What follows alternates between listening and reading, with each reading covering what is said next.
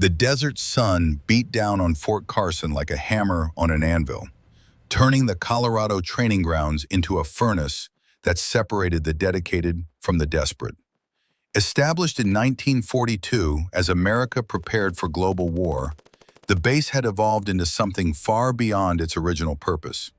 It was no longer just a training facility, it was a forge where the military's finest were tempered into weapons sharp enough to face threats most Americans would never know existed. There are soldiers you see on television, medals gleaming on dress uniforms, speeches delivered in congressional chambers, parades with flags and fanfare. And then there are the others, the ones without medals on their walls, the ones whose service records disappear into classified archives sealed by presidential authority, the ones who carry scars instead of ribbons, secrets instead of commendations. They don't make the news. They don't give interviews. They exist in the shadows between what the public knows and what keeps them safe at night. This is the story of one of those soldiers, and the day she was forced into the light. Captain Eleanor Blackwood arrived at Fort Carson on a Tuesday morning in August 2024, driving a nondescript sedan that could have belonged to anyone. No fanfare, no welcoming committee, just another transfer processing through the administrative complex with paperwork that made the staff sergeants nervous. The duty officer, a career administrator named Phillips, who had seen 20 years of routine transfers, found himself staring at documents that didn't make sense. Eleanor's file was a patchwork of redactions. Black bars covered everything meaningful. Previous assignment? Redacted. Deployment history? Redacted. Commendations visible through the digital encryption, Silver Star, Bronze Star with Valor device, but the citations explaining why she'd earned them were buried under classifications he'd never encountered in 2 decades of military service. "Ma'am," Phillips said carefully, his eyes tracking between the screen and the woman standing before him, "I'm going to need to verify some of this information with higher authority." Eleanor simply nodded. No frustration, no impatience, just that calm, patient silence that would become her signature over the following weeks. She was 42 years old, though she could have passed for younger if not for something ancient living behind her eyes. Average height, athletic build that suggested functional strength rather than gym vanity. Auburn hair pulled back in a regulation bun that hadn't shifted despite the 100-degree heat outside. Her uniform was immaculate, but worn in ways that told stories to anyone who knew how to read them. The way the fabric had faded slightly around the knee patches from countless hours in prone shooting positions.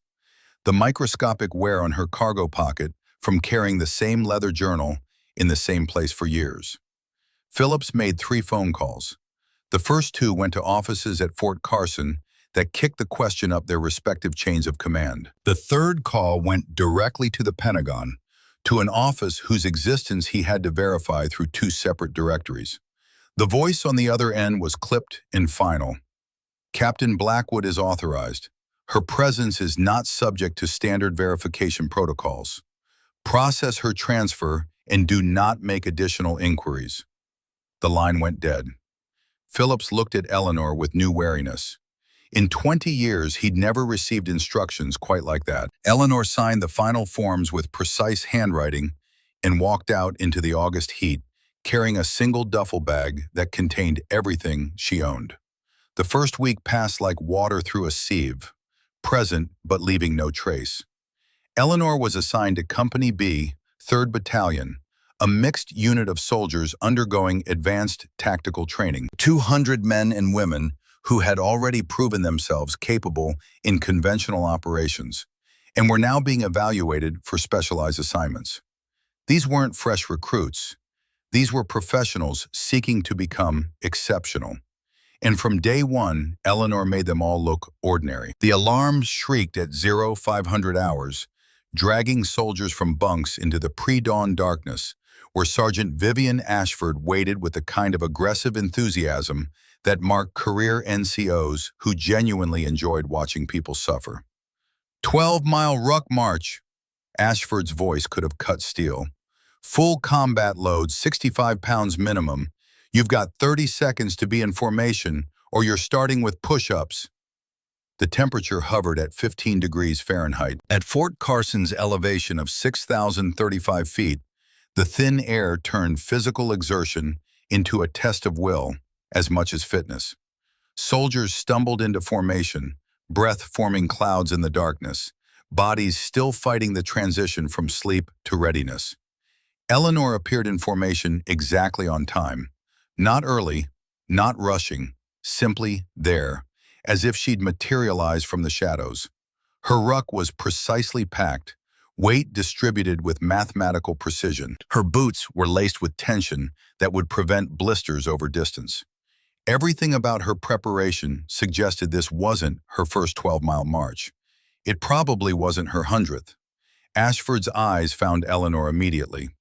There was something about the new transfer that bothered the sergeant, though she couldn't articulate exactly what. Maybe it was the way Eleanor stood at attention without visible effort, as if military bearing was simply her default state rather than something requiring conscious maintenance.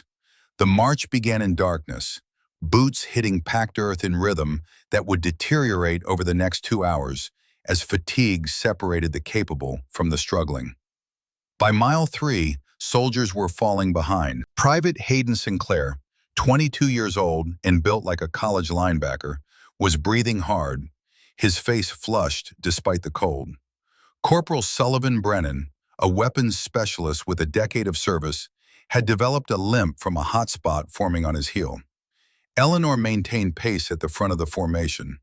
Her breathing never changed from the controlled rhythm she'd established in the first 100 meters. Her heart rate, if anyone had been monitoring it, never exceeded 140 beats per minute, well below the threshold where performance degraded.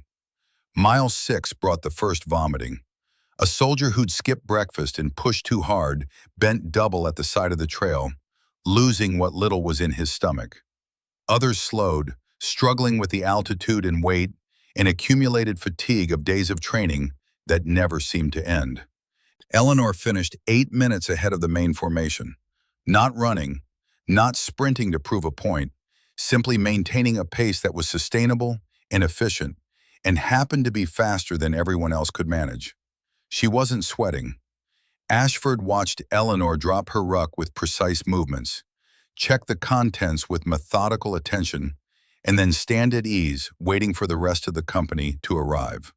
There was no celebration, no satisfaction, just that same calm competence that made Ashford want to find something, anything, that would crack that professional facade.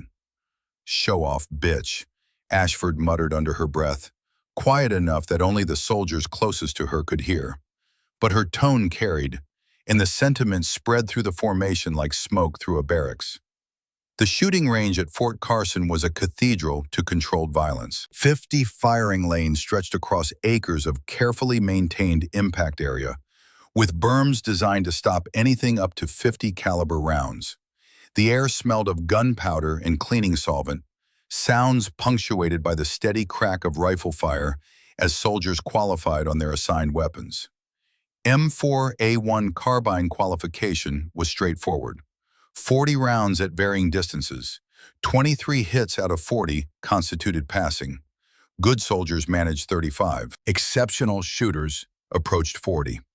Eleanor loaded her magazine with movements so practiced they appeared unconscious. Chamber check, sight picture, controlled breathing. The fundamentals that every soldier learned in basic training, executed with precision that suggested they'd become autonomic responses years ago. The targets popped up at 300 meters, 40 rounds, 40 hits. Brennan, serving as range safety officer, walked downrange to verify Eleanor's target after the shooting line was cleared. He expected to see a tight grouping, maybe a 6-inch cluster that would indicate excellent marksmanship. What he found instead made him call for the range master. Every single round had impacted within a 2-inch circle at center mass. Not just close, not just accurate, mechanically identical. The kind of precision that suggested Eleanor wasn't aiming at a target so much as simply placing bullets exactly where she intended them to go. "That's not human shooting," Brennan said quietly to the range master, a grizzled warrant officer who'd been qualifying soldiers for 30 years.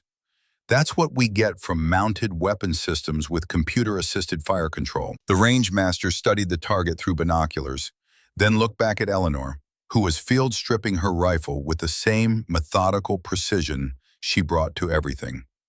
"Run her again at 500 meters, the range master said. "I want to see if it was luck." 500 meters, beyond the standard qualification distance. Eleanor loaded, acquired targets, fired 40 rounds in a rhythm that never varied. 40 hits, same 2-inch grouping. Brennan watched her clean the rifle afterward, and that's when he noticed something that made his professional curiosity turn into something closer to suspicion. Eleanor was making micro-adjustments to the barrel assembly, tiny corrections that required tools most soldiers didn't carry. She was compensating for barrel harmonics, the microscopic vibrations that occurred during firing and could throw rounds off target at extreme distances. "How did you know the barrel was 0.02 millimeters off specification?" Brennan asked, unable to keep the question contained. Eleanor looked up from her work. Her eyes met his for exactly 2 seconds, long enough to acknowledge the question, not long enough to suggest she planned to answer it. Then she returned to cleaning her rifle, and Brennan understood he'd been dismissed. The hand-to-hand combat pit was a sand-filled circle where soldiers practiced the close-quarters techniques that might save their lives when ammunition ran out or situations deteriorated into the kind of desperate struggles that happened in dark rooms and narrow alleys. The instructor, a former Army Ranger named Davidson, who'd survived 3 deployments and more bar fights than he cared to remember, paired students randomly. Size and strength mattered less than technique and aggression. Combat wasn't fair. Training shouldn't be either. "Blackwood," Davidson called out, reading names from his roster. "You're up with Sinclair." Hayden Sinclair stood 6 feet 4 inches tall and weighed 230 pounds. He'd played defensive line in college before joining the military, and his arms looked like they could bend iron bars. He wasn't trying to be intimidating, he just was. Eleanor stood 5 feet 7 and weighed maybe 140. The physical mismatch was obvious to everyone watching. Colonel Garrett Thornton observed from the elevated platform overlooking the training pit. He'd made a point of watching Eleanor since her arrival, trying to understand what made her different, what made her files so classified, what made the Pentagon nervous enough to seal her records under presidential authority. "Let's see what the mystery woman can do," Thornton murmured to his aide. Davidson signaled the start. Hayden moved with the cautious respect of someone who'd been taught not to underestimate opponents based on size. He advanced with his hands up, looking to establish a clinch where his strength advantage would matter. 8 seconds later, Hayden was unconscious on the mat with a dislocated shoulder. The silence in the training pit was absolute. Eleanor had moved with speed that didn't look rushed, fluid, economical, precise. She'd redirected Hayden's momentum, used his strength against him, and applied a joint lock that combined Krav Maga efficiency with Systema principles in a way that wasn't taught in any Army combative's manual. The medic rushed forward, checking Hayden's vitals and confirming the shoulder dislocation. It would require medical attention, but wasn't life-threatening, just painful and humiliating. "What the hell technique was that?"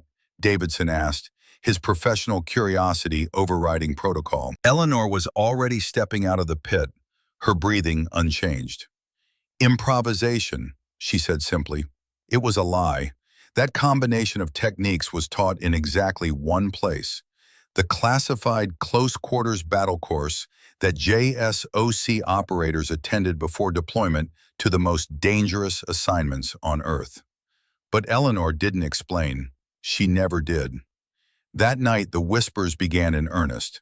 The mess hall at Fort Carson was a study in controlled chaos. 300 soldiers moving through a cafeteria line that served food with more emphasis on calories than flavor, finding seats at long tables where conversations ranged from sports to politics to the eternal military tradition of complaining about everything. Eleanor sat alone at a corner table. always the same table, positioned where she could observe the entire facility with minimal effort. Her leather journal lay open beside her tray, and she ate with methodical precision while writing notes in handwriting so small that no one could read it from a distance. 3 tables away, Sergeant Vivian Ashford held court with a group of female soldiers who'd gravitated toward her natural charisma and aggressive confidence. Vivian was 29, blonde, with the kind of sharp features that photograph well and intimidate easily. She'd built a career on being harder, tougher, and more aggressive than anyone expected, and she defended that reputation with the fierce territoriality of someone who'd fought for every scrap of respect. "I'm telling you," Vivian's voice carried across the mess hall with practiced projection, "there's something seriously wrong with Blackwood. 6 weeks here and nobody knows anything about her. That's not normal." Specialist Lillian Mercer leaned forward conspiratorially. Lillian was a communications expert with technical skills and social awareness in equal measure. "My friend in admin said Blackwood's file is 80% redacted. Half the information requires clearance levels that don't even exist on this base." "Exactly," Vivian replied, satisfaction evident in her tone. "Nobody just shows up with that level of classification unless they're hiding something. And look at her." All eyes turned toward Eleanor's corner table. "She sits alone, never talks to anyone, acts like she's better than the rest of us. That's not dedication, that's arrogance." Private Hayden Sinclair, his shoulder now in a sling from that morning's combat training, shook his head with frustration that bordered on anger. "It's insulting, honestly. We've all earned our spots here through years of service, deployments, proving ourselves in the field, and she just appears with mysterious paperwork and gets treated like she's special." The conversation drew attention from neighboring tables, creating ripples of interest that spread through the mess hall. Soldiers paused their own discussions to listen, drawn by the unusual topic of someone who'd managed to remain mysterious in an environment where privacy was nearly impossible to maintain. Corporal Brennan joined the conversation from an adjacent table. During weapons training, she made adjustments to her rifle that require knowledge of ballistics and barrel harmonics that go way beyond standard marksmanship. When I asked how she knew the specifications, she just walked away, like the question wasn't even worth answering.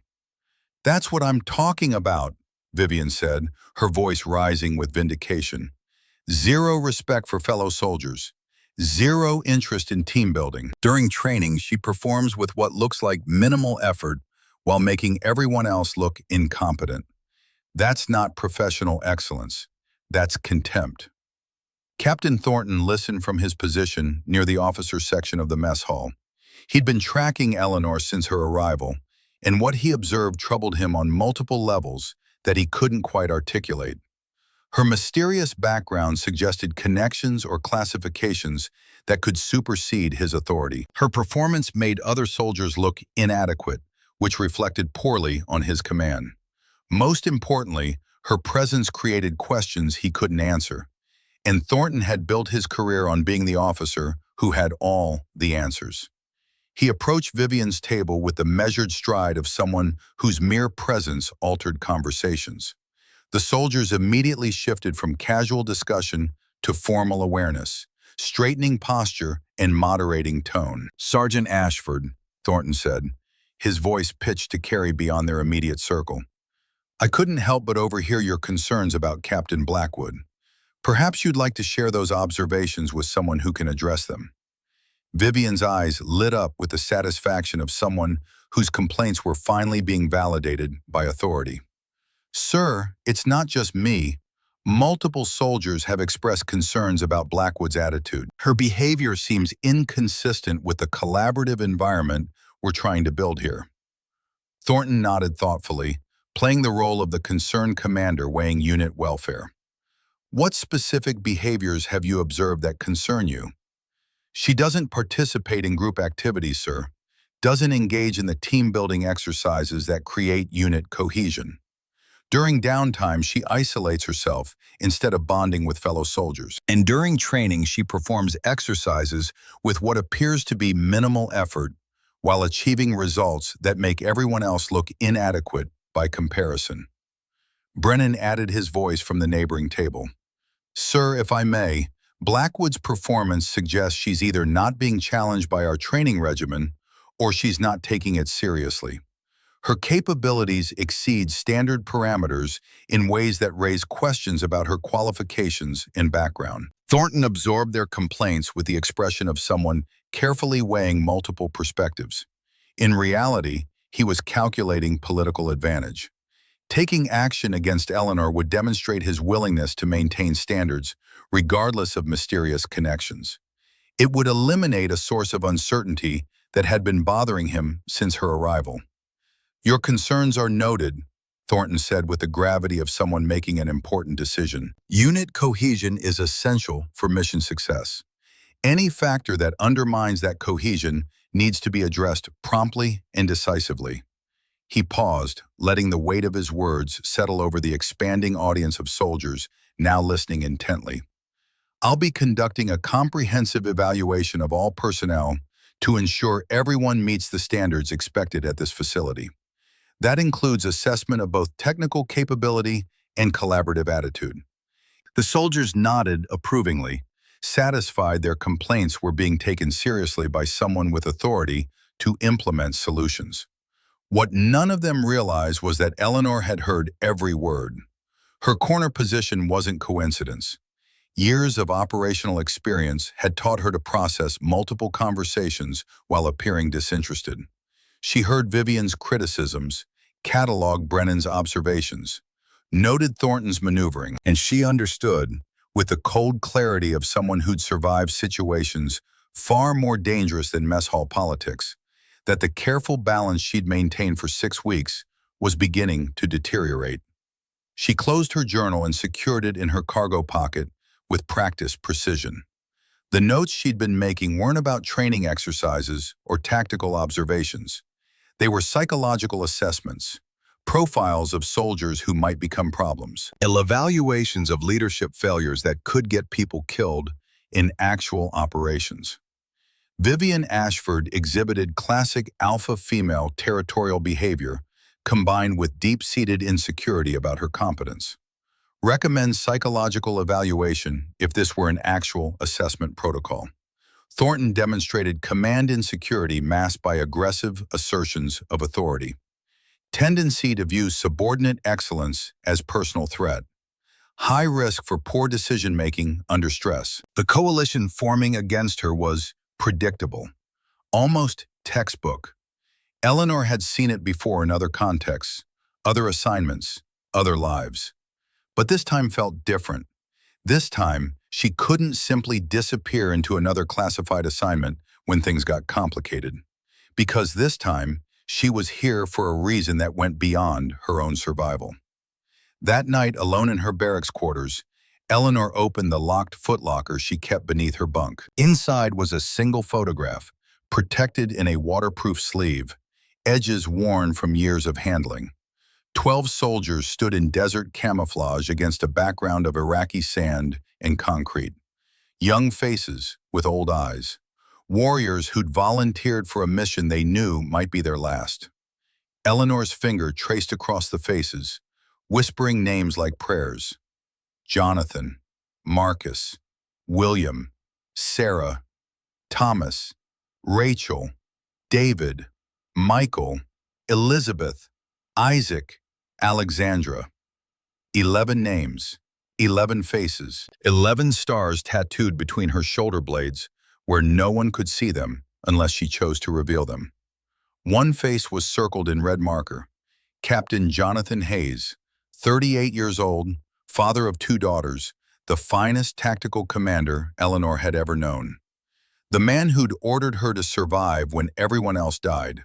The photograph was dated March 1st, 2003, one day before Operation Nightfall, one day before everything changed. Eleanor was 22 years old in that photo, fresh-faced despite the deployment tan, scared despite the confident posture. The youngest member of a 12-person team about to attempt something that intelligence analysts gave less than 40% probability of success. She traced Hayes's face one more time, her finger following the line of his jaw, the crinkle of his eyes that suggested he smiled often, despite the weight of command.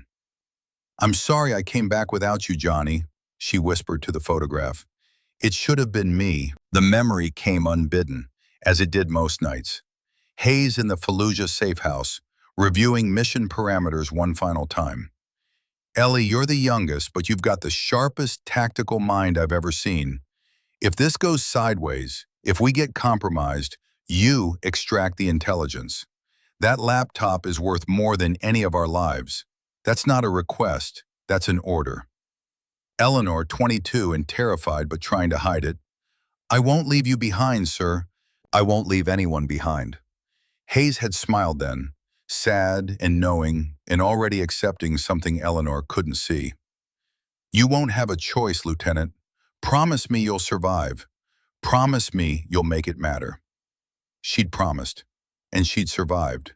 And for 21 years, she'd been trying to figure out how to make it matter. Eleanor closed the footlocker and locked it with hands that trembled slightly. Tomorrow would bring new challenges, more tests, more questions she couldn't answer without compromising security protocols that existed for legitimate reasons. But the storm was building. She could feel it in the way soldiers looked at her, the way Thornton calculated angles, the way Vivian rallied support for concerns that seemed reasonable on the surface, but were really just fear dressed up as professional critique. Soon, very soon, someone would push hard enough that Eleanor would have to choose between maintaining cover and revealing capabilities that would raise questions she'd spent 21 years avoiding. The briefing room at Fort Carson smelled of old coffee and nervous sweat. 200 soldiers filed into metal chairs arranged in precise rows, their conversations creating a steady buzz of speculation about why they'd been summoned for a special session. Colonel Thornton stood at the front, his uniform pressed to razor precision, studying notes on his tablet with intense focus that suggested important decisions were being made. Behind him, a projection screen displayed only a title: Performance Assessment, All Personnel. Eleanor entered last, selecting a seat in the back row where she could observe without being observed. Her leather journal rested in her lap, ready for the detailed notes she'd been making since arrival. Something about the energy in the room felt different today, more charged, more purposeful, like invisible currents were building toward an inevitable storm. Sergeant Ashford positioned herself 3 rows forward, surrounded by the informal coalition of soldiers who'd become her supporters. Their whispered conversations and pointed glances in Eleanor's direction made their focus clear. Thornton called the room to attention with crisp authority. 200 soldiers snapped to their feet in unison, the sound of their movement echoing off concrete walls decorated with inspirational quotes about courage and sacrifice. When they settled back into seats, the silence was absolute. Everyone understood they were about to witness something significant. "Ladies and gentlemen," Thornton began, his voice carrying the measured cadence of rehearsed remarks. "This facility exists to prepare elite soldiers for the most challenging assignments our military faces. That preparation requires not only individual excellence, but the ability to function effectively as part of a coordinated team." He paused, allowing his words to settle like declarations of principle that would guide whatever came next. Over the past several weeks, concerns have been raised through proper channels about unit cohesion and the collaborative spirit that forms the foundation of military effectiveness. These concerns have been documented, evaluated, and deemed significant enough to require immediate address. Eleanor's pen moved steadily across journal pages, documenting not just Thornton's words, but the reactions they generated throughout the room. She noted soldiers shifting uncomfortably when he mentioned collaboration concerns. She observed others nodding approvingly when he emphasized immediate action. She watched Ashford's group exchange satisfied glances when he referenced issues raised through proper channels. What interested Eleanor most was Thornton's body language, the slight tension in his shoulders suggesting he was operating outside his comfort zone, the way his eyes avoided certain sections of the room while speaking, the careful word choices indicating he was following a script rather than speaking from conviction. This wasn't a commander addressing legitimate training concerns. This was an officer who'd been maneuvered into taking action that served someone else's agenda. Military service, Thornton continued, voice gaining strength as he moved into familiar territory, is fundamentally about sacrifice. Not just the willingness to sacrifice your life for your country, but the daily sacrifice of individual preferences for the greater good of the unit. Soldiers who cannot or will not make that sacrifice represent a threat to mission success and the safety of their fellow service members. The room remained silent, but Eleanor could sense the shifting energy as soldiers began understanding this briefing wasn't theoretical. Someone specific was being targeted, and most of them had a good idea who. Thornton's eyes swept the room with practiced authority, making eye contact with soldiers throughout the assembled group before finally settling on Eleanor's position in the back row.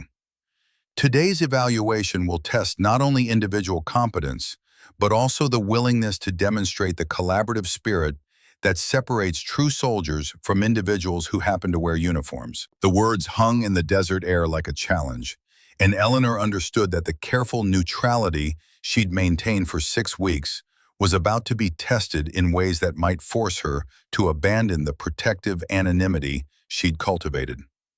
Behind Thornton, the projection screen flickered to life, revealing a detailed training scenario that made several soldiers lean forward with interest. Urban warfare, hostage rescue, mock Fallujah compound. Eleanor's hands stopped writing. Her breathing caught. For just a moment, the professional mask slipped, and something raw and painful flashed across her face. Because she knew that compound. She'd been inside it. She'd lost 11 people to its layout, and now Thornton was going to make her go back. The projection screen displayed architectural blueprints that turned Eleanor's blood cold. 3-story residential compound, intersecting corridors, multiple entry points, windows positioned at angles that created overlapping fields of fire. It wasn't similar to the Fallujah building, where Operation Nightfall had died. It was identical. Someone at Fort Carson had accessed classified mission files and recreated the exact structure where 11 American operators had been ambushed 21 years ago. The building where Eleanor had made 4 trips into hell and come back with bodies and a laptop and survivor's guilt that weighed more than both. Thornton's voice continued, oblivious to the storm building behind Eleanor's carefully controlled expression. Teams of 4 soldiers will be assigned randomly. You'll have 30 minutes to develop tactical plans, then execute live scenarios in front of the full battalion. Success will be measured not only on tactical soundness, but on your ability to incorporate input from all team members and demonstrate collaborative decision-making. Eleanor's pen had stopped moving. Her journal lay forgotten in her lap. She was staring at the blueprint with the intensity of someone watching a ghost materialize in daylight. The corridor where Hayes had taken rounds covering her extraction. The stairwell where Marcus Dalton had bled out despite her desperate first aid. The 3rd-floor room where Sarah Brennan had died instantly from a headshot before Eleanor could reach her. Every detail was correct. Every measurement precise. Someone had done their homework. The question was whether this was coincidence or something worse. Team assignments are posted outside, Thornton announced, gesturing toward the exit. You have exactly 30 minutes to develop your approach before presenting to the evaluation panel. Report to your designated planning rooms immediately. 200 soldiers stood, the sound of their movement creating waves of noise as they filed toward the exits. Eleanor remained seated, her eyes locked on the blueprint, her mind running calculations that had nothing to do with the training exercise Thornton thought he was conducting. If this was the Nightfall compound, then the obvious breach points were traps. The front entrance opened into a fatal funnel with interlocking fire lanes from elevated positions. The western approach looked clear, but led directly into a corridor with no cover and multiple ambush positions. The eastern windows faced afternoon sun that would blind anyone trying to provide overwatch. She'd learned these lessons in blood, watched friends die because intelligence had been wrong and command had been arrogant, and 12 operators had walked into a building designed to kill them. And now Thornton wanted her to do it again. Eleanor finally stood, moving toward the exit with mechanical precision. Her training was asserting itself, the operational discipline that had kept her alive through situations where hesitation meant death. But underneath that professional control, something older and darker was stirring. Memories she'd spent 21 years trying to bury. The assignment board outside the briefing room was surrounded by soldiers checking team compositions. Eleanor shouldered through the crowd, her eyes scanning the printed lists until she found Team 7. Captain Eleanor Blackwood, Corporal Sullivan Brennan, Private Hayden Sinclair, Specialist Lillian Mercer. Her jaw tightened. This wasn't random assignment. This was surgical strike planning. Brennan had been vocal about her mysterious technical knowledge. Hayden was still nursing the shoulder she dislocated during hand-to-hand training. Lillian was part of Vivian's inner circle, present for every mess hall complaint about Eleanor's antisocial behavior. 3 soldiers who had reason to distrust her. 3 soldiers who would question every tactical suggestion she made. 3 soldiers who'd been selected specifically because they wouldn't make this easy. Thornton was testing her, or trying to break her, or both. Eleanor committed the names to memory and headed toward the designated planning room, her mind already calculating probabilities and outcomes. She could participate minimally, let them develop their own plan, watch them walk into the same mistakes that had killed Operation Nightfall. Safe approach, maintain cover, but guaranteed failure.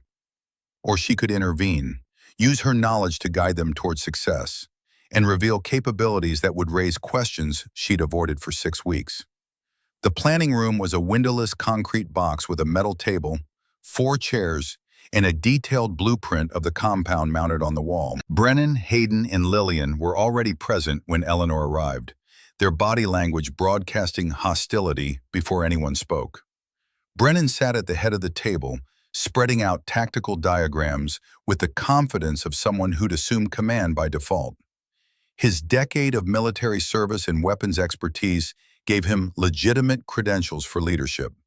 His ego made him deaf to input that contradicted his initial assessment. Hayden paced along the far wall, his nervous energy manifesting in constant movement.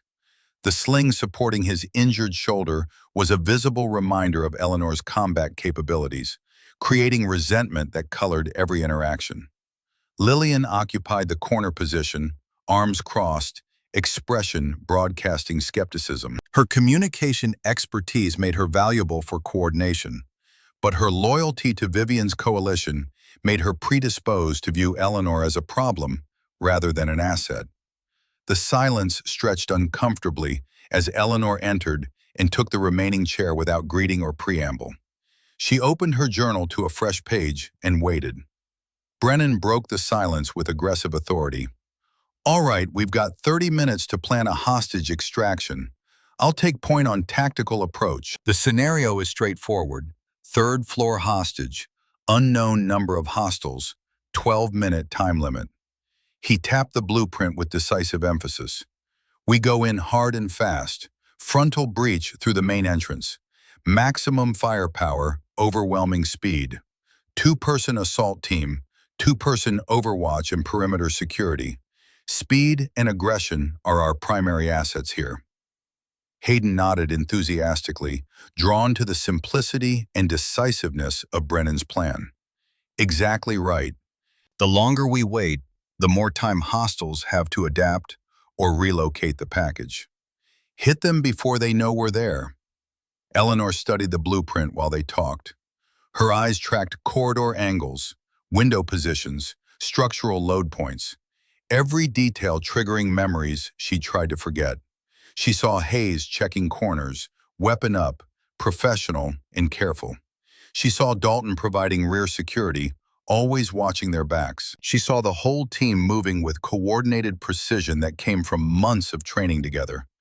And then she saw the ambush, the overlapping fields of fire, the coordinated response that proved the insurgents had known exactly when and where nightfall would breach. 60-plus hostiles when intelligence had promised 12. IED chains that detonated in sequence, cutting off retreat routes. Heavy weapons positioned to create intersecting kill zones that turned the compound into an abattoir. Eleanor's hands were shaking. She pressed them flat against her journal to hide the tremor. Lillian noticed Eleanor's silence and interpreted it as condescension. "You got input, Blackwood?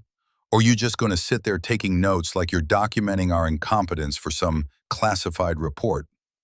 The hostility in Lillian's voice snapped Eleanor back to present. She looked up from the blueprint, her eyes focusing on 3 soldiers who had no idea they were planning their own deaths. The professional calculations and strategic considerations evaporated. What remained was something more primal, the same instinct that had driven her to make 4 trips into the Nightfall kill zone. The same desperate need to save people, even when saving them revealed things better left hidden. "Your breach point is a fatal funnel," Eleanor said quietly. Her voice carried weight that went beyond rank or authority. "Intersecting fields of fire from second-floor windows and the northwest stairwell. You'll have 4K IA in the first 30 seconds. Brennan's expression shifted from confidence to defensive anger. "That's pure speculation. The blueprint doesn't show hostile positions. The blueprint doesn't need to show them. The architecture creates natural defensive positions that any competent force will exploit. The main entrance opens into a lobby area with sightlines from 3 elevated positions. Anyone breaching through that door is silhouetted against exterior light, while defenders have concealment and elevation advantage." Eleanor's finger traced routes on the blueprint with unwavering conviction. Second-floor windows here and here provide overlapping coverage of the approach. The stairwell creates a vertical choke point that can be held by 2 defenders against a dozen attackers. And the lobby ceiling is low enough that grenades or flashbangs will have reduced effectiveness while increasing risk of friendly fire injuries. The room had gone silent, all 3 soldiers staring at Eleanor with expressions that mixed surprise, confusion, and suspicion. "How do you know interior layout details that aren't on the blueprint?" Brennan asked, his voice sharp with challenge. Eleanor realized her mistake even as the words left her mouth. She'd provided tactical analysis based on personal experience inside a building that officially didn't exist, outside classified archives. The kind of knowledge that came from walking those corridors, clearing those rooms, learning those lessons in ways that left scars deeper than anything physical.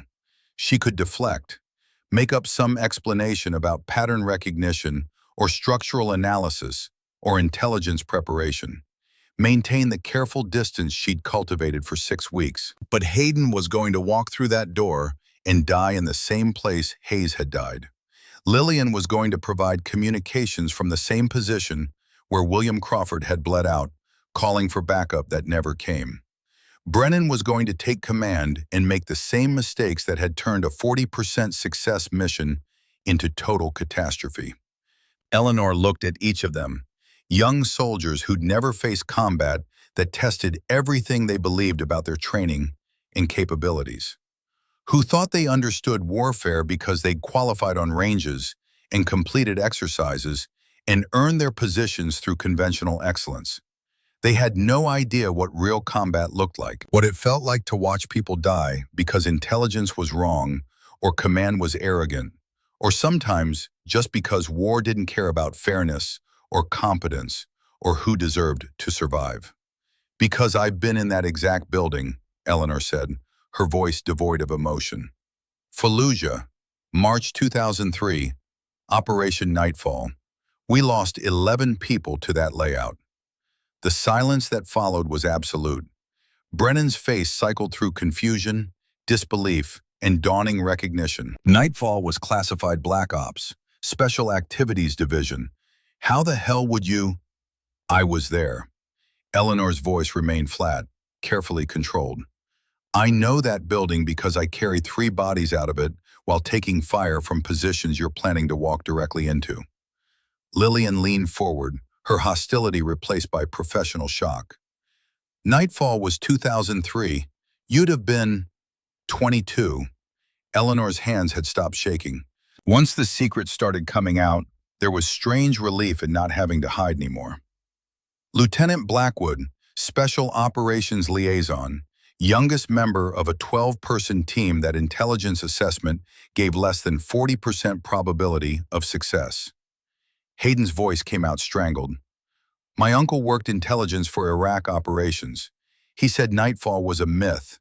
Conspiracy theory shit. 11 KIA with bodies never recovered. Sole survivor disappeared into classified reassignment. Not a myth. Eleanor turned back to the blueprint, her finger tracing the routes she'd used 21 years ago. The sole survivor is sitting right here, trying to stop you from making the same mistakes that got my team killed. The planning room door opened. A sergeant poked his head in, checked his watch, frowned. Team 7, you've got 15 minutes remaining. Hope you're making progress. The door closed, leaving them in silence that felt heavier than before. Brennan found his voice first. If you've got operational experience with this building, why didn't you say something during the briefing? Because my presence here is classified. Because Operation Nightfall is sealed under presidential authority. Because revealing what I know means compromising security protocols that exist for legitimate reasons.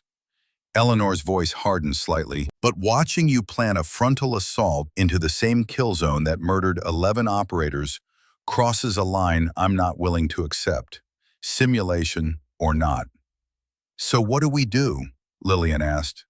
Her skepticism had transformed into something else, not trust exactly, but recognition that they were dealing with someone whose experience exceeded anything they'd imagined.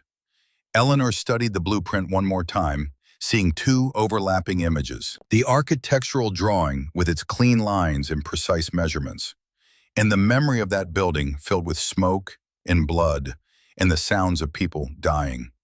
Multiple entry points, she said finally.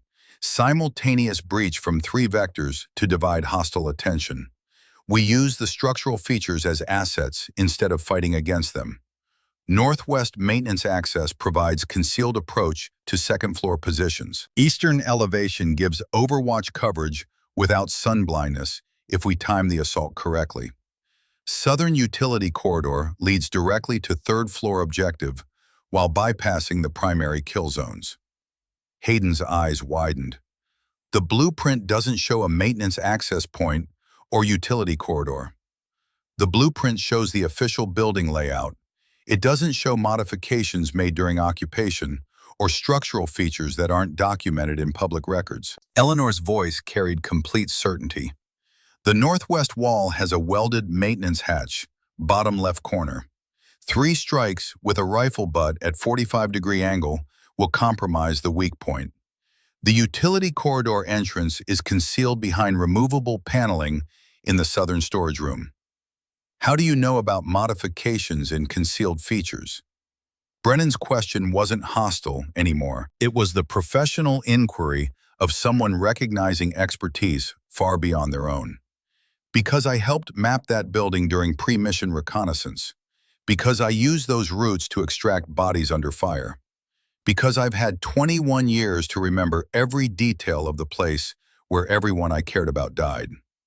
Eleanor looked up from the blueprint, meeting their eyes one by one. You want to know who I really am? Fine. I'm the soldier who survived Operation Nightfall by following orders to abandon her team. I'm the operator who made 4 trips into an active kill zone because I couldn't leave them behind. I'm the person who spent 2 decades trying to figure out how to make survival mean something. She turned back to the tactical planning. Right now, what I am is someone who knows how to clear this building without casualties. The question is whether you trust that knowledge enough to follow a plan that contradicts everything your conventional training taught you. Brennan and Hayden exchanged glances. Some wordless communication passing between them that acknowledged they were in territory beyond their experience. Lillian spoke for all of them. "What do you need us to do?" The next 15 minutes transformed the planning session. Eleanor's tactical guidance was precise, detailed, and uncompromising. She assigned positions based on individual capabilities they didn't know she'd been assessing for 6 weeks. She outlined timing sequences that required coordination beyond anything they'd practiced. She described the building's defensive characteristics with absolute certainty born from knowledge purchased in blood. Brennan would lead the northwestern approach, using the maintenance access Eleanor described. Hayden would provide elevation overwatch from the eastern position, utilizing his marksmanship skills with specific firing solutions Eleanor provided. Lillian would coordinate communications while managing real-time tactical adjustments from a command position that kept her out of direct fire. And Eleanor would take the southern utility approach to the third-floor objective, moving alone through routes only she knew existed. It was a plan that utilized each person's strengths while minimizing exposure to the kill zones that had destroyed Operation Nightfall. It was tactically sound in ways that went beyond conventional military doctrine. It demonstrated special operations thinking applied to a scenario that looked simple but contained layers of complexity invisible to ordinary assessment. It was also a plan that revealed Eleanor possessed knowledge and capabilities that couldn't be explained through normal military progression. When the sergeant returned to collect them for the live exercise, Team 7 walked out with a coordinated tactical approach that bore no resemblance to Brennan's initial frontal assault. They also walked out knowing that Captain Eleanor Blackwood was something far more than the mysterious transfer who kept to herself and performed training exercises with unsettling competence. The question now was what happened when that knowledge reached people who had the authority to demand answers Eleanor couldn't provide without compromising security that had been maintained for 21 years. The main training yard at Fort Carson had been transformed into an arena. 300 soldiers occupied observation bleachers arranged in a semicircle around the mock Fallujah compound. The afternoon sun beat down with a kind of relentless intensity that turned physical exertion into an additional enemy combatant. Colonel Thornton stood on the elevated command platform, flanked by his evaluation panel. Sergeant Major Patricia Holbrook, 60 years old with a face weathered by 3 decades of military service, including Desert Storm and Gulf War deployments, studied the assembled soldiers with professional assessment. Lieutenant Colonel Marcus Pritchard, 55 with Cold War intelligence background, reviewed digital feeds from cameras positioned throughout the training compound. Eleanor stood with her team at the designated equipment station, drawing her assigned weapons with movements that had become automatic decades ago. Mark 12 Special Purpose Rifle, configured for designated marksman role. Suppressor to reduce acoustic signature. High magnification optics for precision fire at extended ranges. The kind of loadout that suggested someone had been paying attention to her capabilities. Brennan, Hayden, and Lillian collected their M4A1 carbines and tactical gear with the nervous energy that preceded any exercise where performance would be publicly evaluated. But their nervous energy carried additional weight now. They knew they were working with someone whose operational experience exceeded anything in their background. Someone whose tactical guidance contradicted their training, but came with the absolute certainty of hard-won knowledge. The question was whether that knowledge would translate to success or expose them all to scrutiny they weren't prepared to handle. Thornton's voice echoed across the training yard through speakers mounted on observation towers. Team 7, you are cleared to begin tactical demonstration. 12-minute time limit for hostage extraction. Your performance will be evaluated on tactical soundness, execution efficiency, and collaborative effectiveness.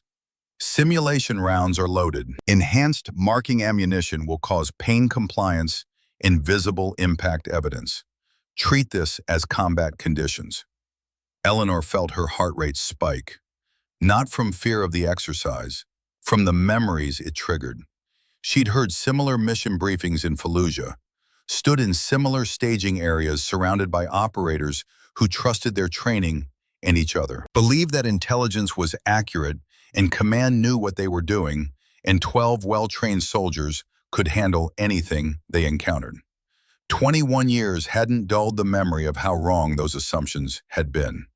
Eleanor moved to her assigned overwatch position on an adjacent structure, climbing an external ladder with practiced efficiency.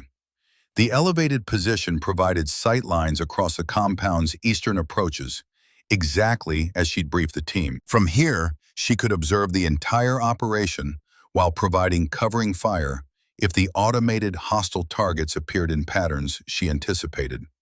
Through her rifle scope, Eleanor watched Brennan approach the northwest wall, finding the maintenance access point she'd described.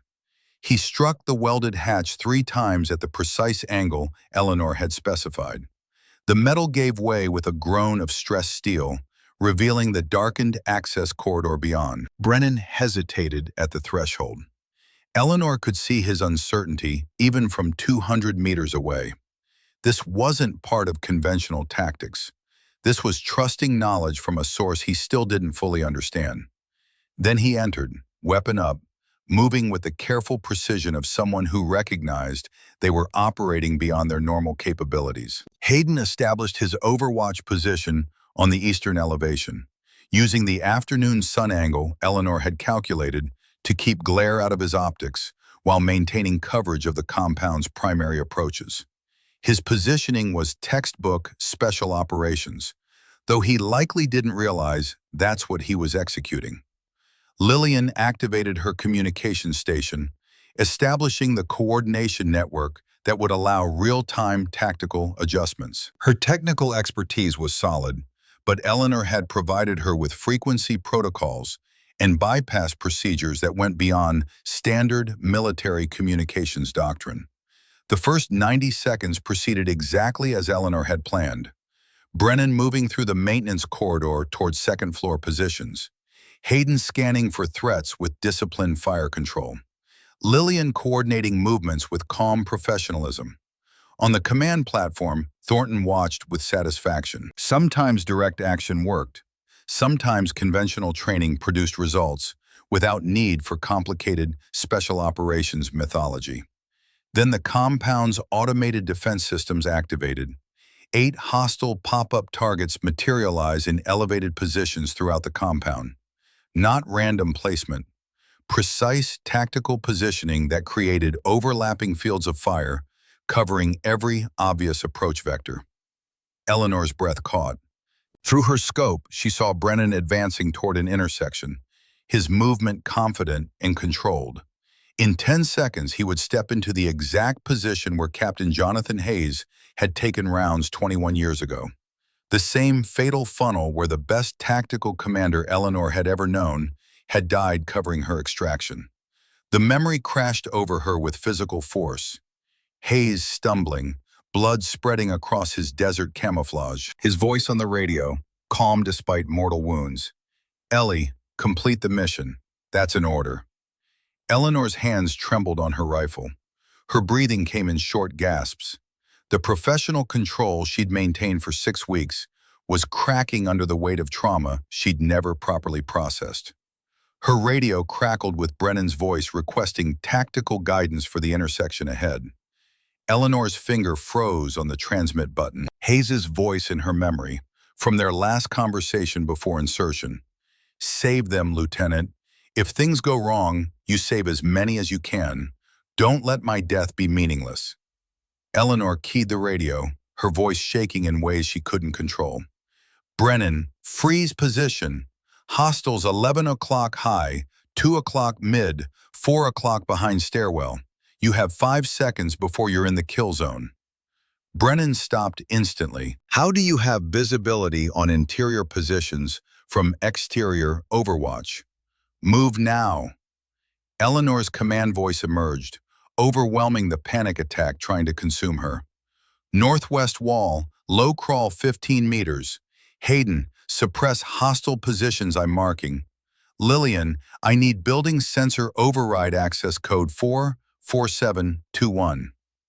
Lillian's response came sharp with shock. How do you know the building access code? Because I said it 21 years ago. Execute. The training yard erupted with murmurs from the observation bleachers. 300 soldiers processing the implications of what they just heard. On the command platform, Sergeant Major Holbrook leaned forward with sudden intensity. Colonel, that's not standard tactical coordination. That's special operations battle management. Pritchard was already pulling up classified database queries on his tablet.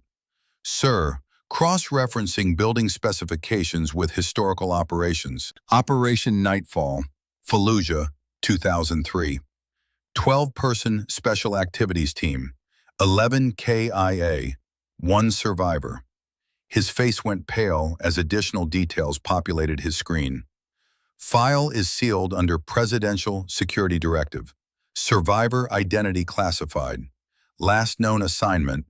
He looked up at Thornton with something close to horror. This facility, evaluation and protocol assessment, authorized 6 weeks ago. Thornton's satisfaction transformed into confusion and dawning dread. Eleanor continued coordinating Team 7's assault with precision that exceeded anything they demonstrated in training. She provided Brennan with specific breach points that bypassed defensive positions. She gave Hayden firing solutions that utilized ricochet angles and geometric calculations beyond standard marksmanship. She guided Lillian through communication protocols that were definitely not in any manual Thornton had ever seen. The hostage extraction that should have taken 12 minutes concluded in 8. 0 simulated casualties. Flawless tactical execution. Perfect coordination. Team 7 emerged from the compound carrying their simulated hostage, their expressions mixing triumph with profound confusion about what they'd just accomplished. In the observation bleachers, soldiers whispered among themselves, trying to process what they'd witnessed. "Who the hell is she?" Brennan whispered to no one in particular. 300 soldiers waited for answers that Thornton couldn't provide. Eleanor descended from her overwatch position with mechanical precision, her body executing the movements while her mind tried to process the adrenaline crash following the panic attack she'd barely controlled. She'd exposed herself, revealed capabilities that couldn't be explained through conventional military progression, demonstrated knowledge of classified operations and tactical protocols that officially didn't exist. The careful anonymity she'd maintained for 6 weeks was gone. The questions she'd avoided were about to become demands she couldn't deflect. And somewhere in the distance, she could hear the distinctive sound of a UH-60 Black Hawk helicopter approaching Fort Carson at high speed. Someone important was coming. Someone who'd been monitoring the situation and decided it required immediate personal intervention. Eleanor walked across the training yard toward the command platform where Thornton stood with his evaluation panel. 300 soldiers parted to create a path, their eyes tracking her movement with mixture of awe, confusion, and fear. She'd spent 21 years hiding in classified assignments in sealed files, trying to honor Hayes's final order to survive, while struggling with guilt that surviving meant 11 better soldiers had died. Now the hiding was over. Thornton's voice carried across the training yard with forced authority. "Captain Blackwood, report to the evaluation platform immediately. Your tactical performance requires explanation." Eleanor climbed the platform stairs with steady movements that belied the storm inside her. She stood at attention before Thornton, aware of 300 pairs of eyes watching, waiting to understand who she really was. "Sir," Eleanor said, her voice carefully neutral, "my previous assignments require security verification before detailed discussion." "I'm your commanding officer at this installation," Thornton replied, his voice rising with frustration and fear. "You'll answer my questions about your operational background." Sergeant Major Holbrook intervened with the calm authority of someone who'd seen enough classified operations to recognize when conventional protocols didn't apply. "Colonel Thornton, if Captain Blackwood references compartmented intelligence classifications—" "I will not," Thornton cut her off, his composure cracking under pressure of uncertainty he couldn't control. Tolerate my authority being undermined by classified operatives hiding behind security protocols while operating under false pretenses.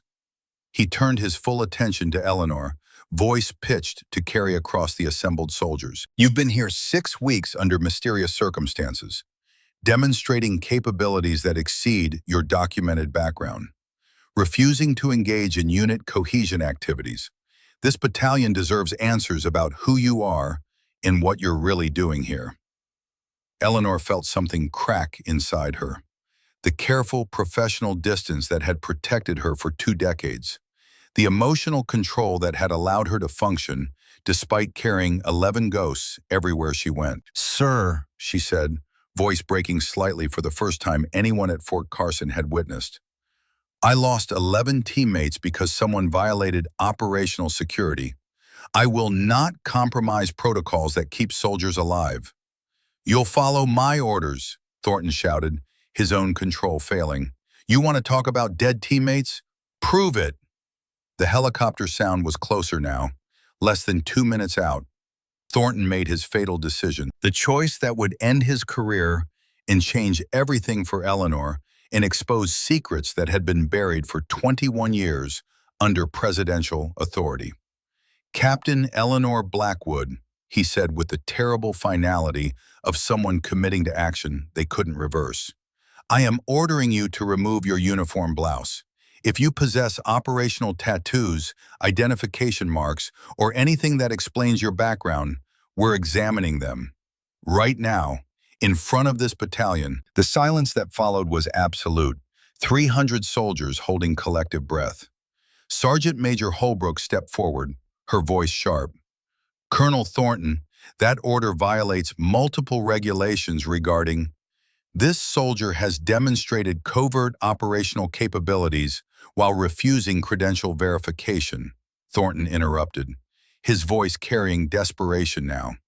"We have a right to know who's operating among us." Eleanor's hands moved to her uniform blouse zipper. They were trembling again, but this time not from panic attack, from rage, from grief, from 21 years of carrying weight no one should bear alone. Lieutenant Colonel Pritchard tried one last intervention. "Garrett, for God's sake, don't do this. If she's who I think she is—" "That is a direct order, Captain Blackwood." Eleanor unzipped slowly. The blouse fell away, revealing the OD green tank top beneath. For a moment, she stood there, her back to Thornton, facing the assembled soldiers who watched with horrified fascination. Then she turned slightly, adjusting her position in the afternoon heat. Between her shoulder blades, the Iron Eagle emerged into sunlight. A snarling eagle's head, rendered in precise detail. Crossed lightning bolts that formed wings of violent grace. 11 stars arranged in a constellation pattern that looked random to most observers, but carried specific meaning for anyone with knowledge of classified special operations. Beneath the eagle, script in elegant letters, "Nightfall, 12 went in." Roman numerals marking a date, 3/2/2003, March 2nd, 2003. And circling the design, initials in tiny, precise letters, J.H., M.D., W, C, S, B, T, G, R, M, D, T, M, O, E, S, I, W, A, B. 11 sets of initials, 11 names, 11 soldiers who'd never come home. Sergeant Major Holbrook gasped, her hand covering her mouth. Her eyes had gone wide with recognition and horror. Lieutenant Colonel Pritchard's tablet slipped from his fingers, shattering on the concrete platform. In the observation bleachers, Vivian Ashford whispered in disbelief, "Oh my God, the Fallujah massacre. I thought that was conspiracy theory." Brennan's voice carried across the sudden silence. "What's Nightfall?" Holbrook answered, her voice shaking. 12-operator team, Fallujah, March 2003. Chemical weapons intelligence retrieval mission. They were ambushed by 60-plus insurgents. Official record shows 11 KIA, bodies never recovered under sustained fire. Sole survivor was given classified reassignment, identity sealed under presidential security directive. Hayden stared at Eleanor with new understanding. You were 22 years old. Eleanor stood there exposed, tears streaming silently down her face.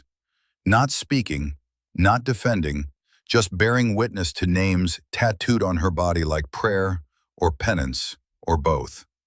The UH-60 Blackhawk touched down on the parade ground 200 meters away, rotor wash creating dust clouds that obscured visibility. The helicopter door opened.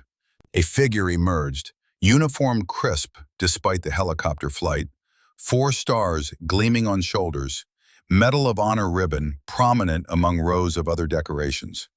General Robert McKenzie, 68 years old, architect of Operation Nightfall, walked toward the command platform with measured authority that made every soldier snap to attention instinctively. His eyes found Eleanor standing exposed before 300 witnesses. His weathered face showed not anger, but profound grief. The look of someone who'd carried responsibility for 11 deaths across 21 years and never found peace with the weight. Mackenzie climbed the platform stairs. His voice, when he spoke, carried quiet authority that reached every corner of the training yard. Colonel Garrett Thornton, each word precise and heavy with consequence. Who gave you authority to expose a presidential security directive identification tattoo in a public setting? Thornton's face cycled through confusion, recognition, and absolute horror as he understood the magnitude of his mistake. Eleanor remained standing at attention, tears streaming, the Iron Eagle visible to everyone, 11 names displayed like wounds that never healed. And in the silence that followed, 300 soldiers waited to learn the truth about Operation Nightfall, about the young lieutenant who'd survived when 11 better operators died, about the ghosts that Captain Eleanor Blackwood had been carrying alone for 21 years. The truth was coming, all of it, and nothing would ever be the same again. General Robert McKenzie stood on the command platform with the bearing of a man who'd spent 4 decades making decisions that shaped military policy while maintaining public ignorance of operations essential to national defense, but invisible to civilian oversight. The afternoon sun cast his shadow across the concrete like a judgment rendered in silhouette. 300 soldiers remained at attention, barely breathing, sensing they were about to witness something that transcended routine military discipline. This wasn't a training exercise gone wrong. This was history being written in real time. Secrets being exposed that powerful people had worked hard to keep buried. Mackenzie's eyes swept across the assembled battalion before settling on Thornton, with the cold assessment of a surgeon identifying cancer that required immediate excision. Colonel Thornton, Mackenzie said, his voice carrying the measured cadence of absolute authority, you have precisely 10 seconds to explain your decision to publicly expose classified operational identification markings that are protected under Presidential Security Directive 77 Foxtrot. I suggest you use those seconds wisely because your military career likely depends on the quality of your explanation. Thornton's face had gone pale. We beaded on his forehead despite the desert heat he'd grown accustomed to over months at Fort Carson. Sir, I was attempting to clarify discrepancies in Captain Blackwood's background that were affecting unit cohesion and operational effectiveness. Her performance suggested capabilities inconsistent with documented training history. So you ordered her to strip in front of 300 witnesses? Mackenzie's voice remained calm, which somehow made it more terrifying. You thought the appropriate response to questions about a soldier's background was public humiliation and forced exposure of markings you had no clearance to view, no authority to reveal, and no comprehension of the security implications involved in their display? Sir, I didn't know. Exactly, Colonel. You didn't know. And instead of following proper channels for classified personnel verification, instead of contacting the Pentagon offices whose signatures appeared on Captain Blackwood's transfer orders, Instead of exercising even basic judgment about why a soldier's files might be sealed under presidential authority, you decided to assert your ego and demonstrate your command presence. Mackenzie turned toward the assembled soldiers, his voice rising to reach every person in the training yard. Operation Nightfall, March 2nd, 2003. I was Lieutenant Colonel Robert Mackenzie, commanding special activities in the Fallujah Theater of Operations. Intelligence indicated a chemical weapons stockpile in a residential compound, grid designation 47 Baker. We had a 48-hour window before Hussein's regime relocated the assets to locations we couldn't track. He paused, letting the historical context settle over soldiers too young to remember the early days of the Iraq invasion, when every intelligence report suggested weapons of mass destruction that justified the entire war. I handpicked 12 operators for the mission, the best I had access to, Tier 1 capabilities across the board. The youngest was a 22-year-old lieutenant named Eleanor Blackwood, promoted in the field for tactical analysis capabilities that exceeded officers with twice her experience. She'd identified patterns in insurgent behavior that saved American lives in 3 prior operations. She had a gift for seeing what others missed. Eleanor stood motionless, her back still exposed, the iron eagle visible to everyone. Tears continued streaming down her face, but she made no sound. 21 years of carefully maintained control had shattered, leaving only raw grief and memories she could no longer contain. Mackenzie's voice took on a harder edge. Intelligence assessment gave us less than 40% probability of mission success. High risk, high value target. The kind of operation where you send your best people and hope they're good enough to beat the odds. We inserted at 2300 hours on March 1st. Standard infiltration, no complications. The team reached the compound, established positions, prepared for breach. The general's weathered face showed emotion for the first time. Not anger, something deeper and more painful. Lieutenant Blackwood identified thermal signatures inconsistent with intelligence estimates. Instead of 12 hostiles as briefed, her analysis suggested 40-plus combatants inside the compound. She reported this to Captain Jonathan Hayes, the team leader. Hayes had 2 choices: abort the mission based on a junior officer's assessment that contradicted official intelligence, or trust the briefing from command and execute as planned. Mackenzie's voice dropped to barely above a whisper, but in the absolute silence of the training yard, every word carried. Hayes chose to execute, and 30 seconds after breach, the team walked into an ambush that intelligence either missed or never properly assessed. Not 12 hostiles, 60-plus, with coordinated defensive positions, overlapping fields of fire, and IED chains that cut off retreat routes. The general pulled a tablet from his aide's hands, tapping controls that sent images to the large displays positioned around the training yard. Grainy footage appeared, night vision, thermal imaging, the chaotic hell of close-quarters combat in confined spaces where every corner could hide death. Soldiers in the observation bleachers leaned forward, watching tactical footage that was clearly real combat, not training exercise. The distinctive crack of AK-47 fire, the deeper thump of RPG launches, radio chatter growing increasingly desperate as a well-planned operation deteriorated into a desperate fight for survival. Captain Hayes recognized immediately that extraction was impossible with the package secured, Mackenzie continued. He made the hardest decision any commander faces. He ordered Lieutenant Blackwood to secure the intelligence laptop and extract alone. She was the fastest, the smallest, the one with the best chance of making it out alive. The footage showed a figure moving through smoke-filled corridors with desperate speed, dragging someone wounded. Eleanor flinched watching it, her body remembering even if her mind tried to forget. Lieutenant Blackwood refused the order, Mackenzie said. She made 4 trips into that compound while under sustained fire. 4 trips into an active kill zone to extract wounded and recover bodies. The first trip, she brought out Lieutenant Marcus Dalton, wounded with multiple gunshot injuries. He died in the extraction helicopter 6 hours later. She held his hand the entire time. Eleanor's legs trembled.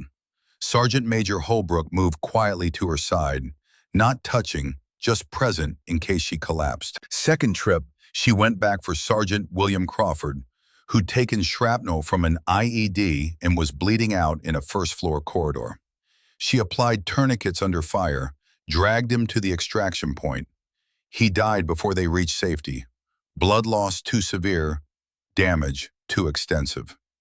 The footage continued playing, thermal signatures showing impossible bravery or impossible stupidity, or maybe both at once. Third trip, she attempted to reach Corporal Sarah Brennan, a medic who'd been providing combat casualty care when she took a headshot from a second-floor position. Brennan was 24 years old, wanted to teach history after her service was complete.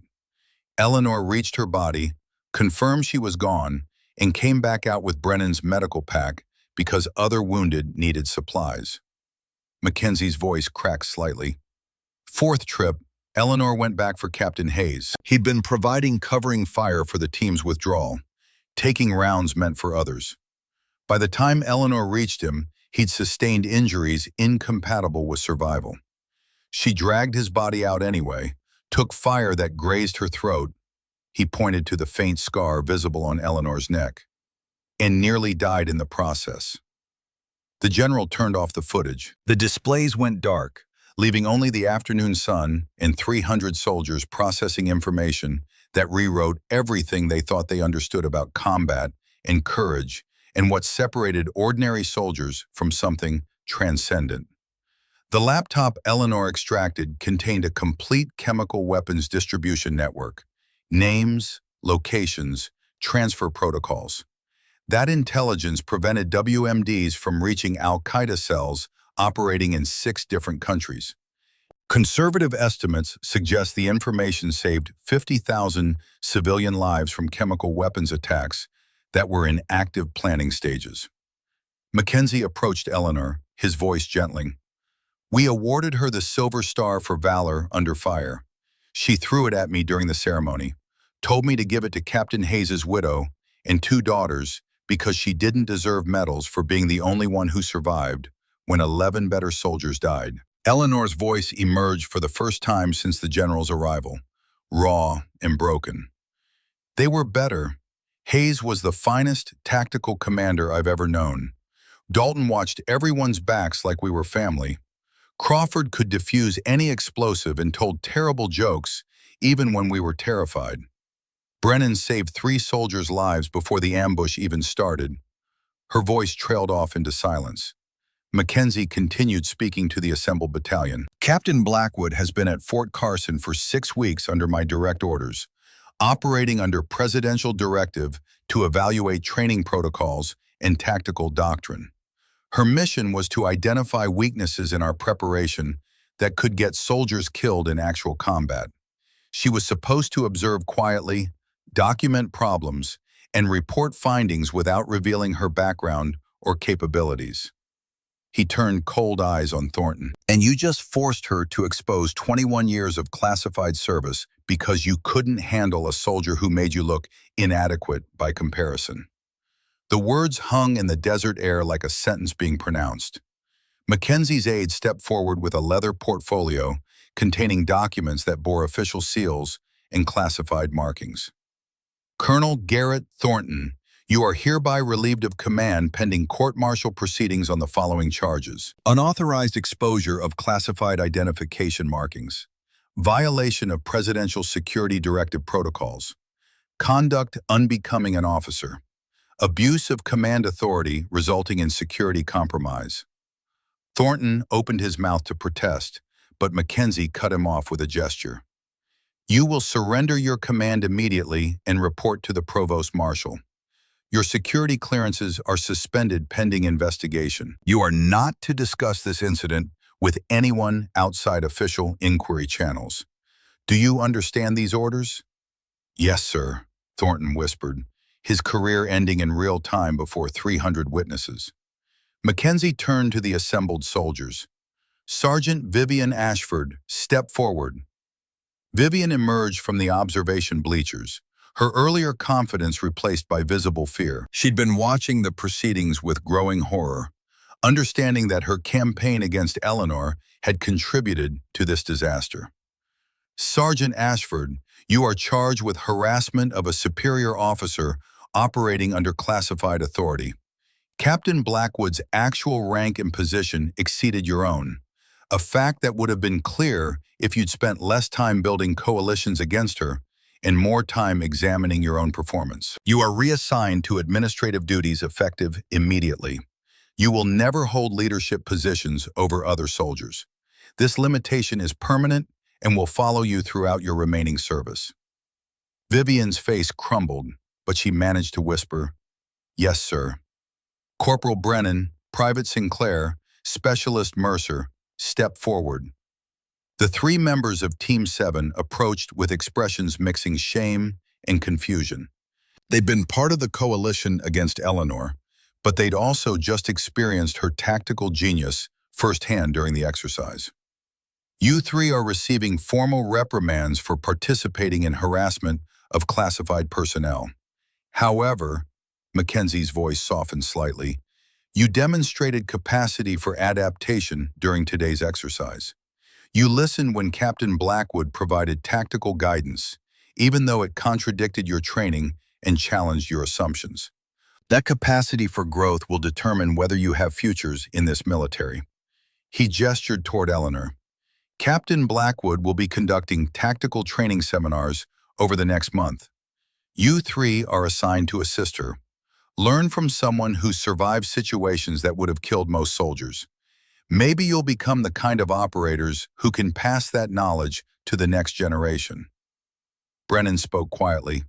Sir, we owe Captain Blackwood an apology. We judged without understanding.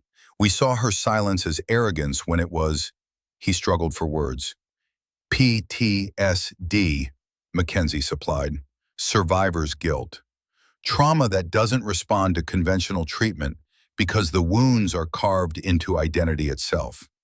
Captain Blackwood has carried 11 ghosts for 21 years while trying to honor their sacrifice by preventing others from dying the same way.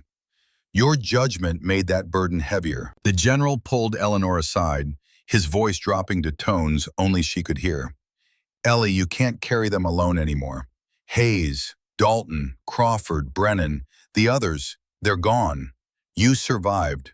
That wasn't weakness or failure or cosmic injustice. That was Hayes making the hardest decision a commander can make. He chose you to survive because he knew what you'd become. Eleanor's voice came out broken. I was the youngest. I should have died first. Why did Johnny save me? Because Jonathan Hayes was a brilliant tactical commander who saw potential in a 22-year-old analyst that she couldn't see in herself. He knew you'd spend the rest of your life trying to make survival mean something. And look what you built. Mackenzie produced another folder, this one containing orders that would reshape Eleanor's career and life. Pentagon is creating a new position, Director of Tactical Doctrine Command, complete authority to redesign training protocols across all service branches. Your assessments become military standard. Your lessons get taught to every soldier before they deploy. Eleanor stared at the documents like they were written in a language she didn't understand. I can't. Every time I close my eyes, I see them die. I hear Hayes telling me to leave him. I feel Dalton's hand going cold while I promised I'd tell his wife he loved her. Then let those memories serve a purpose. Mackenzie's voice carried the weight of someone who understood trauma from personal experience. Jonathan Hayes' daughters, Jennifer and Amanda, they're 26 and 24 now. They've written me every year since their father died, asking what his sacrifice meant, what it accomplished, whether his death mattered. Tears streamed down Eleanor's face. I can't face them. How do I tell them their father died giving me an order I refused to follow?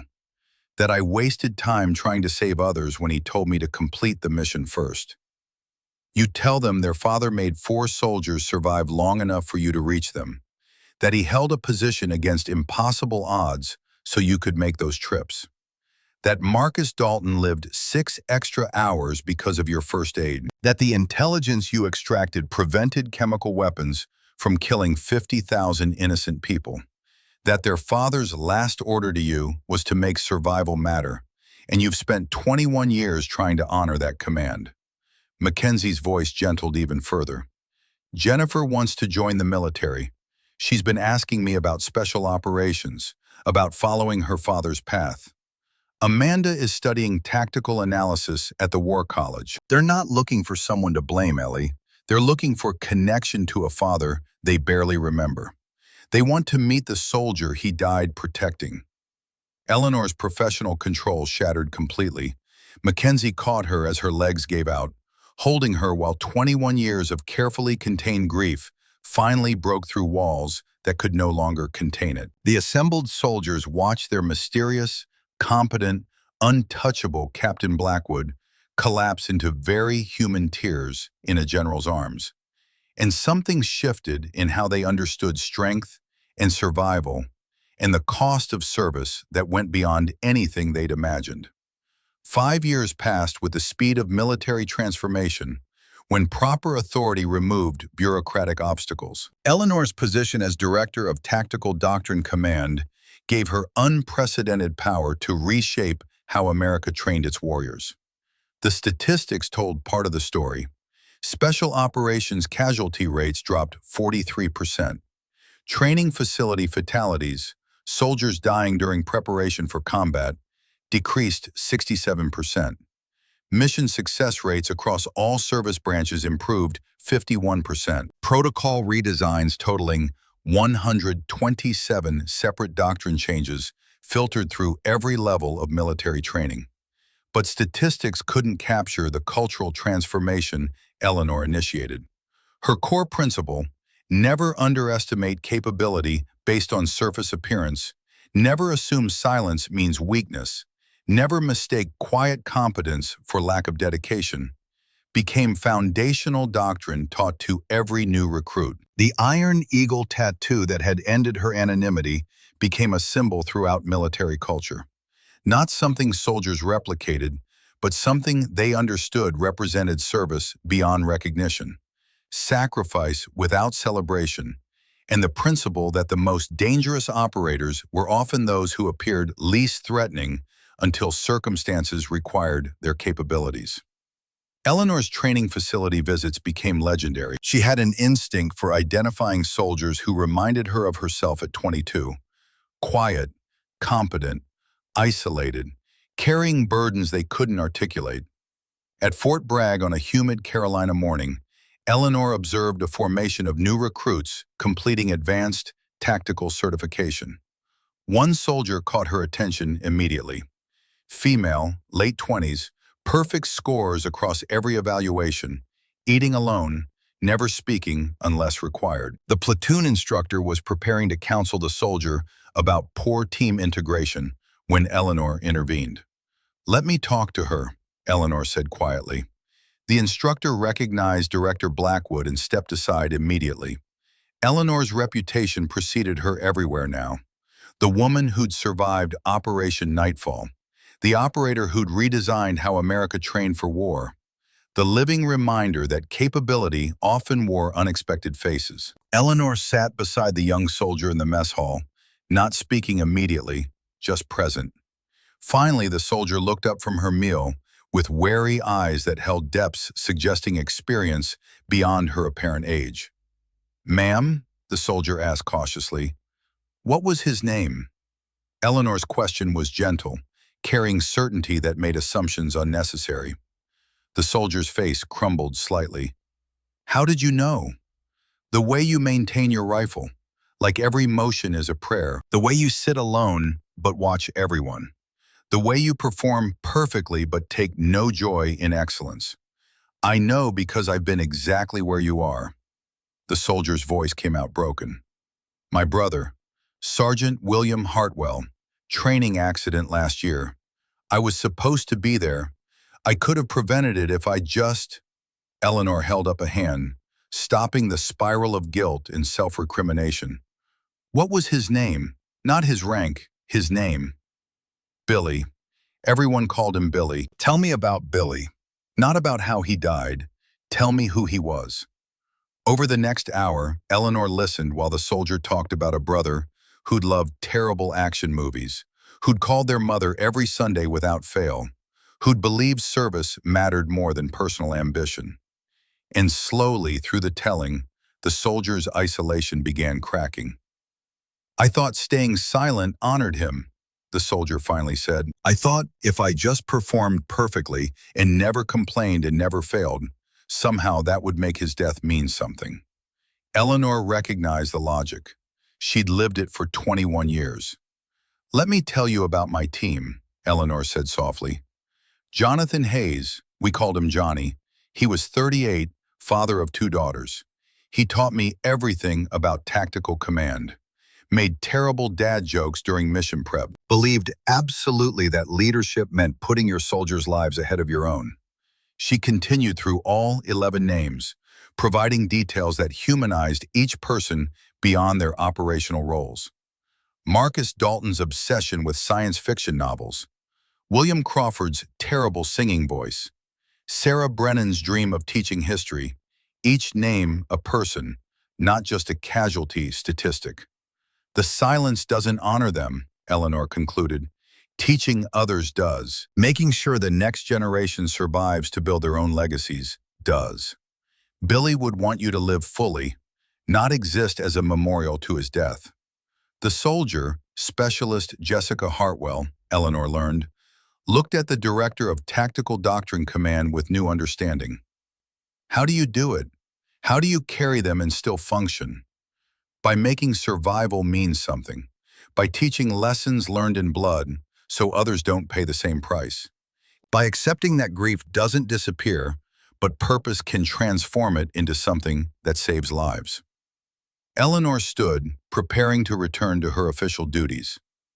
You're assigned to my next tactical seminar, 6 weeks, intensive training and protocols that kept me alive when 11 better soldiers died.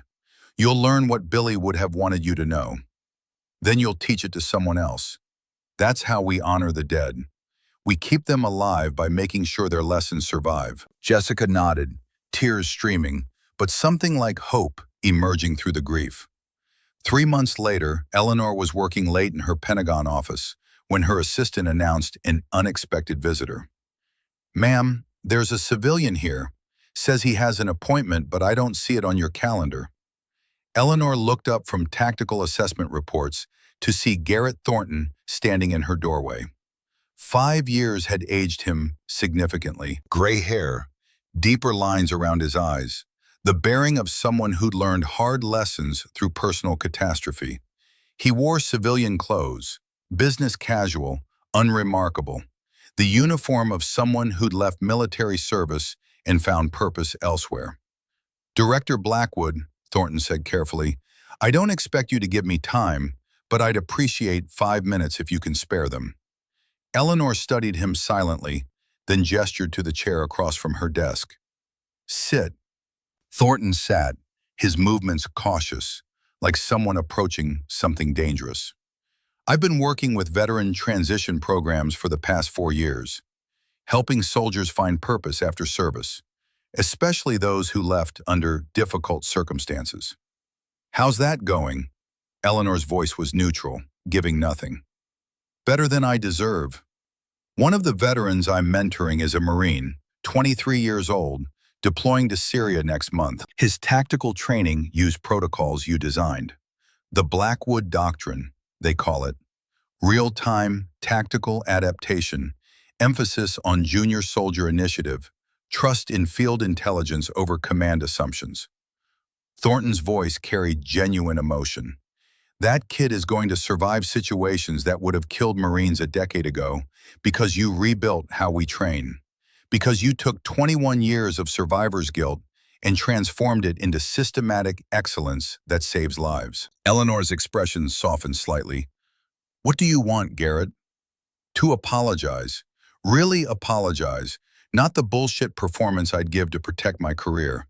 I measured competence by conformity, saw your difference as threat instead of asset, built a case against you because you made me feel inadequate, then hid that insecurity behind concerns about unit cohesion.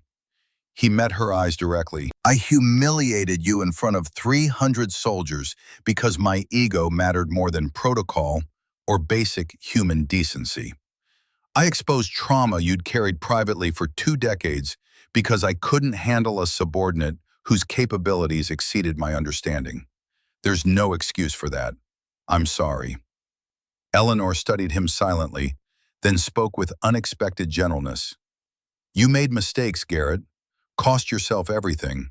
But you learned from it. That's more than most people manage. Your program has saved lives, Thornton continued. The veteran I mentioned, his name is Connor. He talks about the Blackwood Doctrine like it's scripture. Tactical flexibility, trust field assessment, never assume intelligence is complete. He's going to come home because you turned survival into teachable doctrine. Eleanor's voice carried weight when she responded. Captain Hayes would be proud of you, Garrett. Not for what you were 5 years ago, but for what you became after failing. Growth takes courage. Using failure to help others takes character. Thornton's eyes glistened. Thank you for that. I don't deserve it, but thank you. After he left, Eleanor returned to her desk and the endless stream of tactical assessments requiring review. But her mind wandered to the wall of photographs across from her workspace.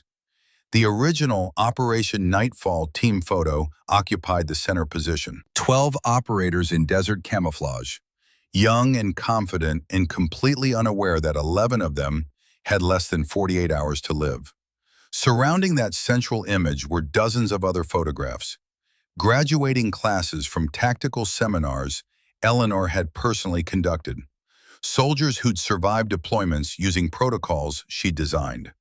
Letters from family members thanking her for training that brought loved ones home alive. And in the corner, a framed letter from Jennifer and Amanda Hayes, Captain Jonathan Hayes' daughters, now 26 and 24 years old. Eleanor had met them 3 years earlier, 18 years after Fallujah, a meeting she'd postponed for so long out of shame and grief. The letter read, Director Blackwood, thank you for finally telling us about Dad. Not the sanitized version from official casualty notifications, but who he really was. The jokes he told, the way he cared for his team, the decision he made to save you because he knew you'd spend your life honoring that sacrifice. We understand now what his death meant. Not just the intelligence you extracted, but the thousands of soldiers who've survived because you turned his final order into a life's mission. He would be so proud of you. We are too. Please stop apologizing for surviving. You've made his sacrifice matter in ways beyond anything he could have imagined. Jennifer and Amanda Hayes. Eleanor traced the words with her finger, tears streaming as they always did when she read the letter. 21 years since Fallujah. 21 years of carrying 11 ghosts. But finally, slowly, she was learning to transform that weight into something beyond survival. Her desk phone rang, secure line, Pentagon routing. Eleanor answered to find General Mackenzie's voice. Ellie, we've got a situation developing. High-risk extraction. Damascus. Civilian intelligence assets compromised behind enemy lines. They're assembling a team and want your tactical assessment before insertion. Eleanor pulled up the classified briefing materials on her computer, her mind already analyzing terrain, approach vectors, extraction routes. The operational planning that had kept her alive through impossible situations and failed to save 11 people she'd loved. Send me everything, Eleanor said. Full intelligence package, team composition, asset locations, threat assessment. I'll have recommendations within 6 hours. Ellie, Mackenzie's voice gentled. Are you sure? This is Syria. Similar operational profile to Nightfall. If it triggers, it always triggers, General. Every operation, every assessment, every time I close my eyes. But Hayes ordered me to make survival matter. This is how I do that. I make sure the next generation comes home. Eleanor worked through the night, analyzing the Damascus operation with expertise earned through decades of experience and refined through 21 years of asking what she could have done differently in Fallujah.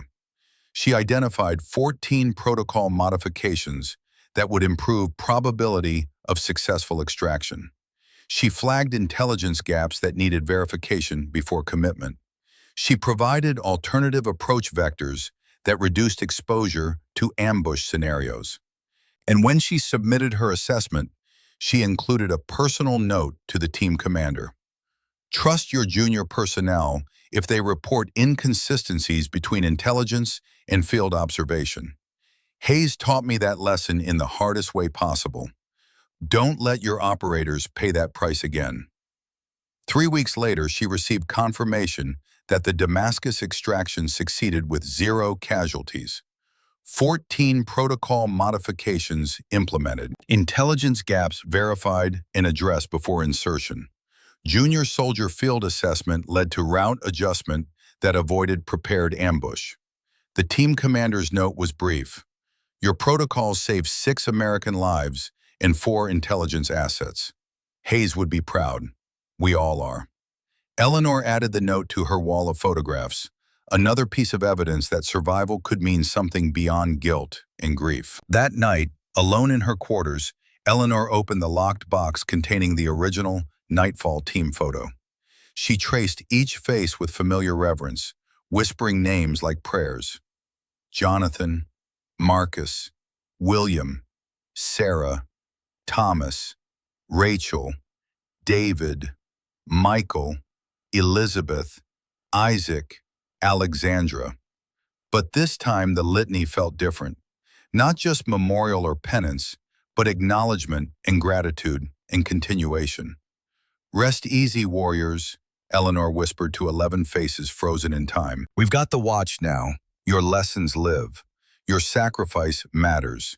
And every soldier who comes home because of protocols you died teaching me, that's your legacy continuing.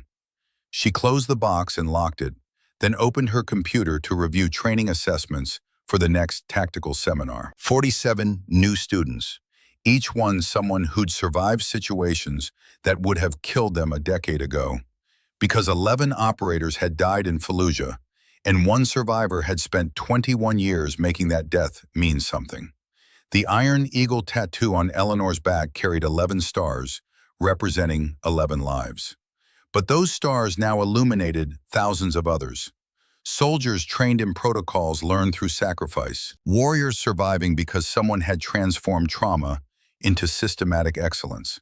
Lives saved because Eleanor Blackwood had finally learned what Captain Jonathan Hayes knew when he gave his final order. Survival wasn't the punishment for being the only one who lived. It was the opportunity to ensure others didn't pay the same price.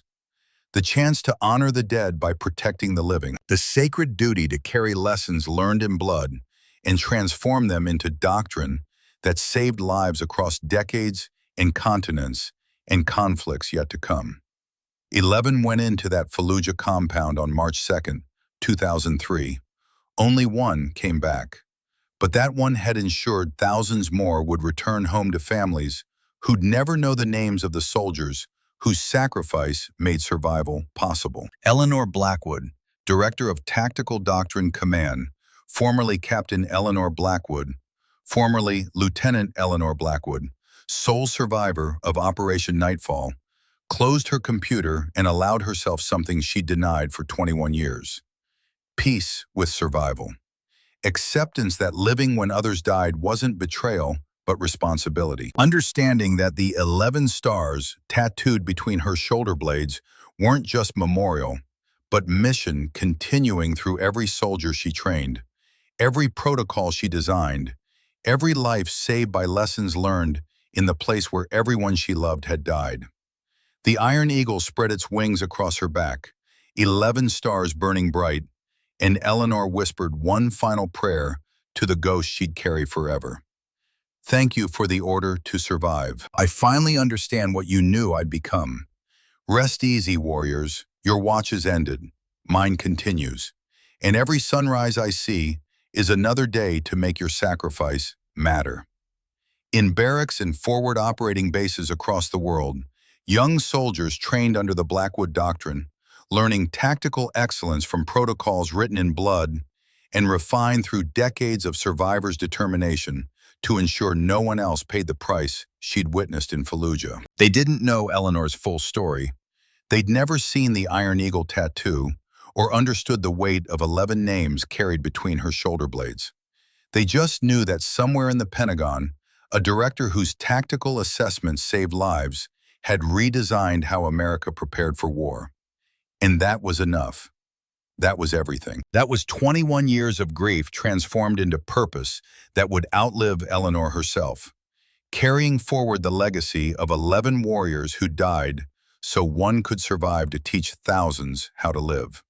The end of one story, the continuation of 11 others. And the promise that sacrifice, when honored properly, never truly ends. It echoes forward through time, saving lives in conflicts yet to come, protecting soldiers yet unborn, ensuring that the price paid in blood purchases something worth the cost. Eleanor Blackwood had finally learned to live with the Iron Eagle, and in learning that, she'd given meaning to every star, every name, every ghost she'd carry until her own watch finally ended.